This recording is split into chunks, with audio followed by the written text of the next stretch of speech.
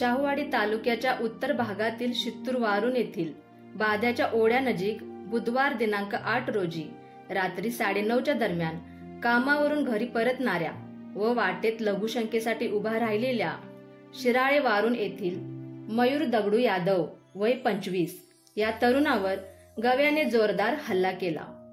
यामध्ये तो गंभीररित्या जखमी झाला असून त्याला तातडीने कृष्णा हॉस्पिटल कराड येथे उपचारासाठी दाखल करण्यात आले। घटनास्थळी उपस्थित राहून वन विभागाच्या कर्मचाऱ्यांनी पंचनामा केला। या परिसरामध्ये वन्य प्राण्यांच्या हल्ल्याचे प्रमाण हे कमालीचे वाढले आहे।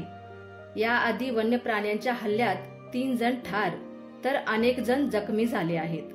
अशा घटना वारंवार घडत असून देखील वन विभागाकडून कोणत्याही प्रकारच्या ठोस उपाययोजना केल्या जात नाहीत। वन विभागाने या वन्य प्राण्यांचा तातडीने बंदोबस्त करावा अशी मागणी नागरिकांमधून सातत्याने होत आहे।